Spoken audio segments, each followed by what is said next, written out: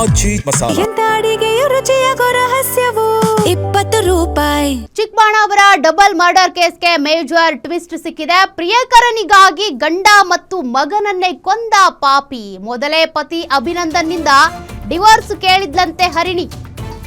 Divorce ಕೊಡಲ್ಲ ಎಂದಾಗ ಮನೆ ಬಿಟ್ಟು ಹೋಗಿದ್ದ ಪತ್ನಿ.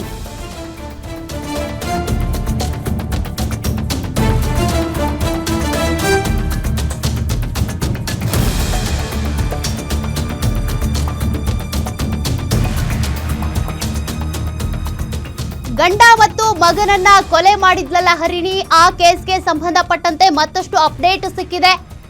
ಮೊದಲೇ ಡಿವೋರ್ಸ್ ಕೇಳಿದ್ಲಂತೆ ಗಂಡನ ಬಳಿ. ಡಿವೋರ್ಸ್ ಕೊಡಲ್ಲ ಅಂದಾಗ ಮನೆ ಬಿಟ್ಟು ಕೂಡ ಹೋಗಿದ್ಲು. ಗಂಡನ ಮನೆ ಬಿಟ್ಟು ಲವರ್ ಜೊತೆ 3 ತಿಂಗಳು ಇದ್ದಂತ ಹರಿಣಿ ಬುದ್ಧಿ ಹೇಳಿ ಹರಿಣಿಯನ್ನ ವಾಪಸ್ ಕರೆ ತಂದಿದ್ದ ತಾಯಿ ವಿಮಲಾ. ಆದ್ರೆ ಇದೇ ತಾಯಿ ವಿಮಲಾ ನಿನ್ನೆ ಹೇಳಿದ್ದ ಸ್ಟೇಟ್ಮೆಂಟೇ ಬೇರೆ.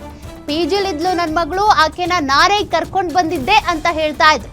ಪ್ರಿಯಕರನ ಜೊತೆ ಸೇರೋದಕ್ಕೆ ಒಪ್ಪಿರ್ಲಿಲ್ಲ ಹರಿಣಿ ತಾಯಿ ವಿಮಲಾ. ಗಂಡನು ಡಿವೋರ್ಸ್ ಕೊಡ್ಲಿಲ್ಲ ಎಂದಾಗ್ಲೇ ಕೊಲೆಗೆ ಈ ಕೇಸ್ ಸ್ಕೆಚ್ ಹಾಕಿದ್ಲು. ಕಳೆದ ಶುಕ್ರವಾರ ಗಂಡ ಹೆಂಡತಿ ನಡುವೆ ಮತ್ತೆ ಗಲಾಟೆ ಆಗಿತ್ತು. ಅಂದೇ ಭಾನುವಾರ ರಾತ್ರಿ ಕೊಲೆ ಮಾಡೋದಕ್ಕೆ ಈ ಖತರ್ನಾಕ್ ಜೋಡಿ ಪ್ಲಾನ್ ಮಾಡಿತ್ತು. ಕೊಲೆ ಮಾಡೋದಕ್ಕೆ ಅಂತಾನೆ ಹ್ಯಾಂಡ್ ಗ್ಲೌಸ್ ಖರೀದಿ ಮಾಡಿದ್ಲು ಹರಿಣಿ. ವಿನಯ್ ಜೊತೆ ಸೇರಿ ಅಭಿನಂದನ್ ಮೇಲೆ ಹರಿಣಿ ಅಟ್ಯಾಕ್ ಮಾಡಿದ್ಲು. ಗಲಾಟೆ ಸದ್ದು ಕೇಳಿ 5 ವರ್ಷದ ಮಗ ಯದುವೀರ್ ಎಚ್ಚರಗೊಂಡಿದ್ದ.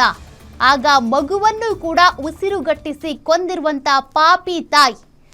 ತನ್ನ ಪ್ರಿಯಕರನಿಗೋಸ್ಕರ ಗಂಡ ಮಗ ಇಬ್ಬರನ್ನೂ ಕೂಡ ಕೊಂದಿರುವಂತ ಪಾಪಿ ಈಕೆ. ಚಿಕ್ಕಬಳ್ಳಾಪುರ ಪೊಲೀಸರೆದುರು ಸತ್ಯ ಬಾಯ್ಬಿಟ್ಟಿದ್ದಾಳೆ ಹರಿಣಿ.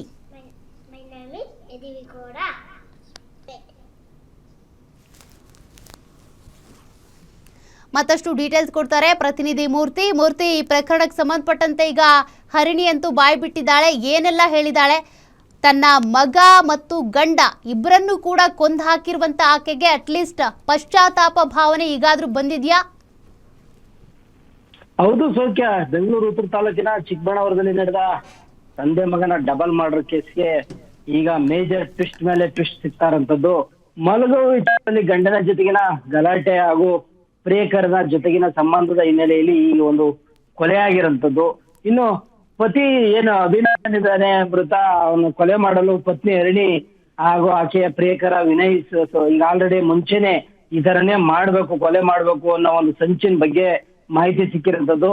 ಏನಿದು ನೋಡೋದಾದ್ರೆ 6 ವರ್ಷಗಳ ಹಿಂದೆ ಹರಿಣಿ ಹಾಗೂ ಅಭಿನಂದನ್ ಮದುವೆ ಆಗಿದ್ರು.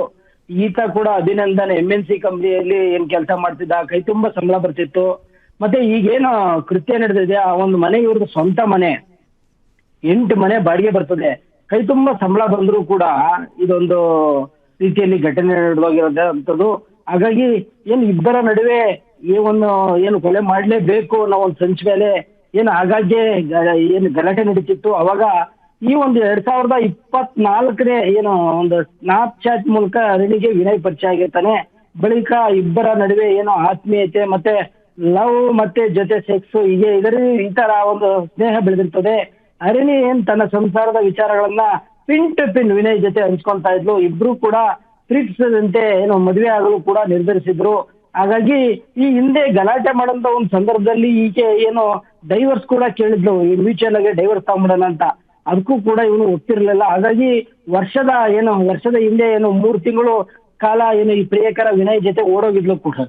ಆಗ ಸಮೀಪದ ಒಂದು ಸೋಂದನಹಳ್ಳಿ ಪೊಲೀಸ್ ಸ್ಟೇಷನ್ ಅಲ್ಲಿ ಮಿಸ್ಸಿಂಗ್ ಪ್ರಕರಣ ಕೂಡ ದಾಖಲಾಗಿತ್ತು. ಈ ವೇಳೆ ಹರಿಣಿಯ ತಾಯಿ ವಿಮಲಾ ನಿನ್ನೆ ಸಾಕಷ್ಟು ಮಗಳು ಇದು ಅನ್ನೋ ರೀತಿಯಲ್ಲಿ ಮಾಧ್ಯಮಗಳ ಮುಂದೆ ನನ್ನ ಮಗಳು ಕೊಲೆನೇ ಮಾಡಿಲ್ಲ, ಆಕೆ ಅಷ್ಟು ಧೈರ್ಯ ಬರುತ್ತೆ ಅಂತೆಲ್ಲ ಮಾಧ್ಯಮಕ್ಕೆ ಹೇಳಿದ್ಲು. ಆದ್ರೆ ಈಗ ಮಗಳ ಒಂದು ಕುಕೃತ್ಯ ಇವಾಗ ಬಯಲಿಗೆ ಬಂದಿರೋದು. ಹಾಗಾಗಿ ಪ್ರಿಯಕರನ ಜೊತೆ ಸೇರಲು ಇಲ್ಲಿ ಯಾಕಂದ್ರೆ ವಿಮಲಾ ಪ್ರಿಯಕರನ ಜೊತೆನೂ ಬಿಡ್ತಿಲ್ಲ ಅಥವಾ ಆ ಗಂಡನ ಜೊತೆ ಒಳಗೆ ಡೈವರ್ಸ್ ಕೊಡಕ್ಕೂ ಬಿಡ್ತಿಲ್ಲ. ಹಾಗಾಗಿ ಈತನ್ನ ಏನಾದ್ರೂ ಮಾಡಿ ಕೊಲೆನೆ ಮಾಡ್ಬೇಕು ಅಂತ ಹರಿಣಿ ಸಂಚು ರೂಪಿಸಿದ್ಲು.